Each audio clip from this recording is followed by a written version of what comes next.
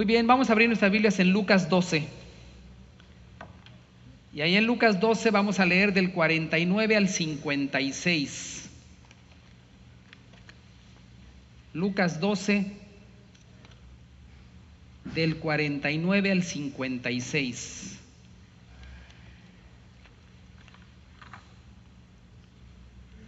Dice así: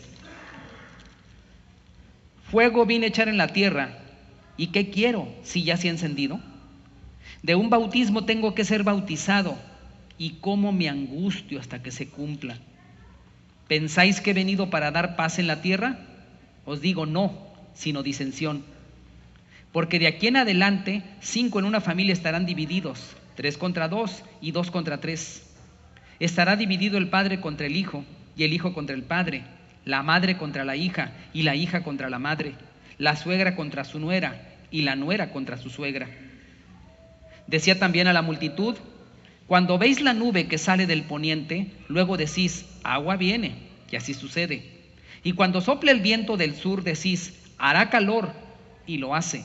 Hipócritas, ¿sabéis distinguir el aspecto del cielo y de la tierra, y cómo no distinguís este tiempo? Cuando queremos estudiar un pasaje y comprenderlo mejor, es bueno que veamos un pasaje paralelo que habla de lo mismo. Vamos a Mateo 10, nos vamos a centrar en Lucas 12, pero vamos a Mateo 10 para ver un poquito más amplio lo que Jesús está diciendo. Mateo 10, 34 a 38.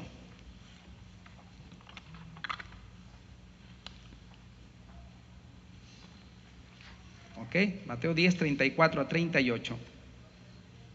No penséis que he venido para traer paz a la tierra. No he venido para traer paz sino espada. Porque he venido para poner en disensión al hombre contra su padre, a la hija contra su madre y a la nuera contra su suegra. Y los enemigos del hombre serán los de su casa. El que ama a padre o madre más que a mí, no es digno de mí. El que ama a hijo o hija más que a mí, no es digno de mí. Y el que no toma su cruz y sigue en pos de mí, no es digno de mí. Ahora que leímos esto, ven la enseñanza. Y nos damos cuenta, basados ya en Lucas 12, que Jesús está hablando a dos grupos. El primer grupo al que le habla son los discípulos. Y el segundo grupo que le habla, cuando le dice que están viendo las señales de los cielos, que ven las nubes negras, que ven el viento como empieza a soplar, es a la multitud, al pueblo dentro del cual se encontraban los fariseos. No pierdan de vista esto.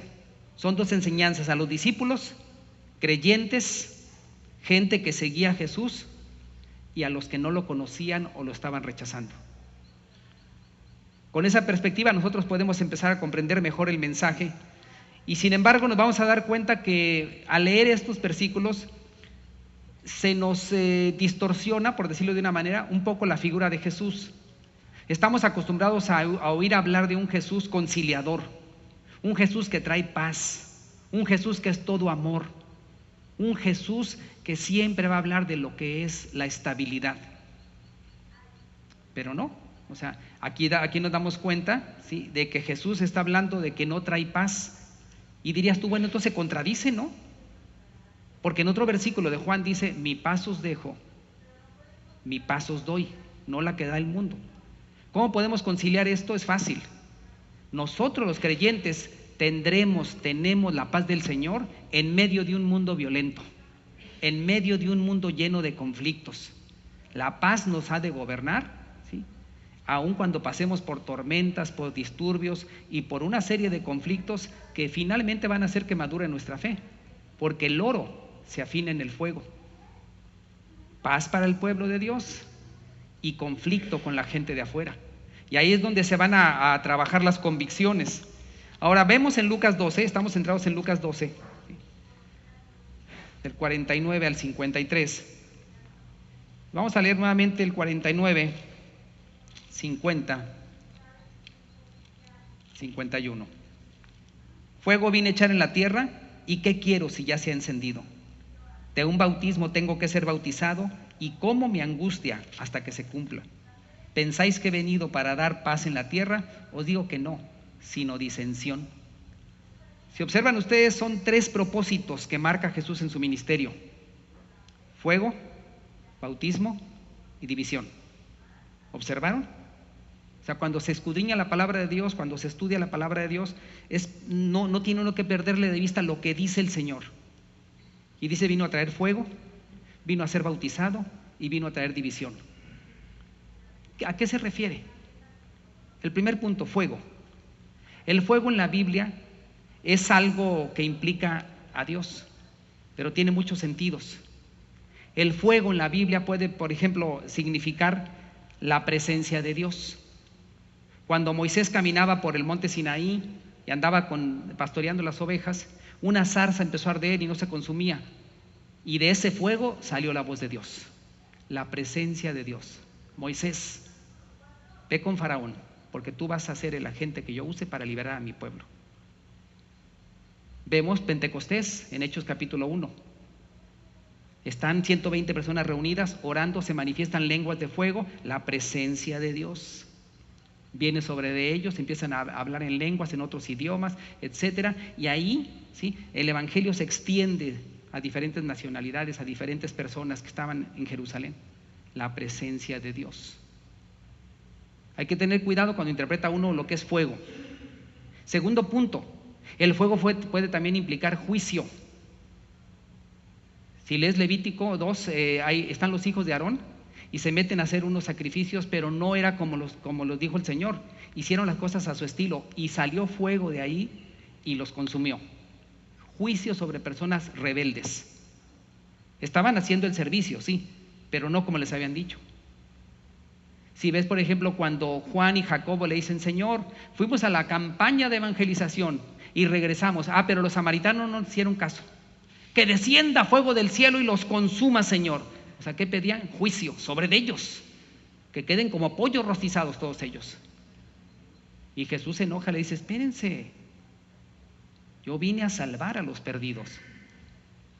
Y ves, por ejemplo, en el caso del fuego, también ves en Apocalipsis 20, cuando dice que Satanás y sus ángeles serán arrojados al fuego, un lago de fuego, juicio. Entonces ahí es otro tipo de mensaje que lanza el fuego. Y en otro punto también, el fuego puede significar purificación. Cuando lees Isaías 6, dice Isaías que él vio la presencia de Dios, lo contempló con sus grandes faldas, y dice que un carbón se desprendió, un carbón encendido, y tocó sus labios. El fuego tocó sus labios. Fue para purificar a Isaías, que podía ver al Señor, estar en su presencia. Cuando lees Malaquías 3, versículo 2, dice el Señor que Él vendrá a su templo y vendrá a su pueblo, y dice: porque yo soy fuego purificador y como jabón de lavadores. Vendré a purificar a mi pueblo, vendré a limpiar a mi pueblo. Ahí el fuego representa purificación. Entonces, ¿qué está diciendo Jesús cuando dice fuego vine a traer? ¿A qué se refiere? Tenemos que amarrar esto con el significado correcto. ¿Y qué pasa? Hay una profecía que se dio sobre Jesús cuando Él era niño. ¿Se acuerdan que Simeón y Ana estaban en el templo cuando lo llevaron José y María? Estaba bebé. Y Simeón se acerca, carga al niño y da una profecía. Vamos a esa profecía en Lucas 2 para ver a qué se refiere el fuego. Lucas 2, 25 a 35.